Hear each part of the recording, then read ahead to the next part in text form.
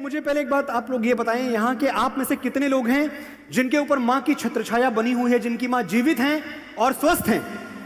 वाह, बहुत बहुत बहुत सौभाग्यशाली हैं आप लोग जिन्होंने हाथ उठाया। और जिन्होंने हाथ नहीं उठाया, मैं उनको बता दूं कि अब आपके पास एक नहीं दो ईश्वर हैं। मैं एक जिम्मेदारी के तहत आज इस सभागार में बैठे हुए एक एक व्यक्ति को यह वचन देता हूं कि सिर्फ 2 मिनट मुझे आप ध्यान से सुने, सिर्फ 2 मिनट, 120 सेकंड, 120 सेकंड में तर्क की कसौटी पे, नंबर पे, डेटा पे मैं सिद्ध कर दूंगा कि मां के प्यार का मुकाबला दुनिया में किसी का प्यार नहीं कर सकता। देखो, मैं मानता हूं कि दुनिया में कोई रिश्ता छोटा या बड़ा नहीं होता, लेकिन मेरी मां के बराबर कोई और खड़ा नहीं होता। मेरे इंतजार में खुली आंखों से बस वही सो सकती है। रात के 2:30 बजे मैं घर आता था, गौरीगंज में रहा करता था, मुझे लगता सब सो गए हैं, मैं जूते हाथ में लेके आता, कहीं आहट ना हो, कोई जाग ना जाए, और जैसे ही कमरे में घुसता वहां से मां की आवाज आती, मन्नू कुछ खा के आए हो या खाना लगा दूं?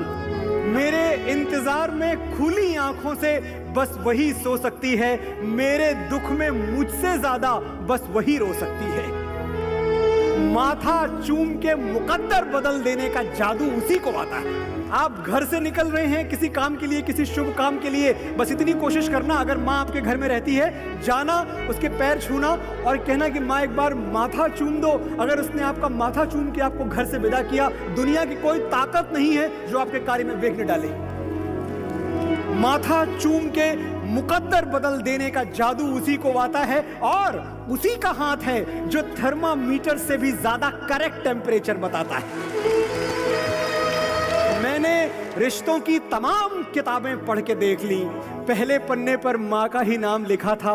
वो मुझ पे तब से जान देती है जब मैं प्रेगनेंसी स्ट्रिप पर सिर्फ एक लकीर बन के दिखा था। हिसाब लगा के देख लो, दुनिया के हर रिश्ते में कुछ अधूरा आधा निकलेगा। हिसाब लगा के देख लो, दुनिया के हर रिश्ते में कुछ अधूरा आधा निकलेगा। एक मां का प्यार है जो दूसरों से 9 महीने ज्यादा निकलेगा। मां के लिए वक्त निकालना इतना मुश्किल क्यों हो जाता है?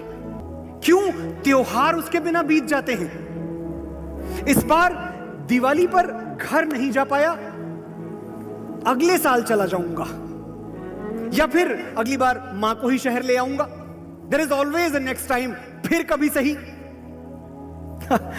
कुछ गलत नहीं सोचते हो तुम, ये करियर बनाने की, जिंदगी बनाने की घड़ी है।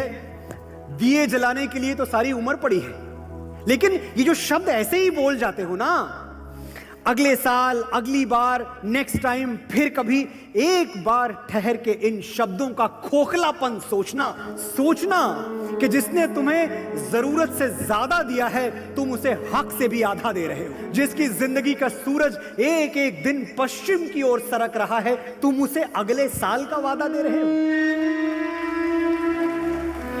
तुम्हारे कैलेंडर पर बरसों बरस बाकी होंगे दोस्त, मां के दिन, महीने, साल खो चुके हैं। कभी गौर से देखना, तुम्हें सोना सोना सोना कहते उसके बाल चांदी हो चुके हैं। अगला साल किसने देखा है यार? ये वीकेंड मां के साथ गुजारो, उसकी खुशी से बढ़ के खुशहाली और क्या होगी? तुम्हें देखते ही मां की आंखें चमक उठेंगी, इससे बड़ी दिवाली और क्या होगी?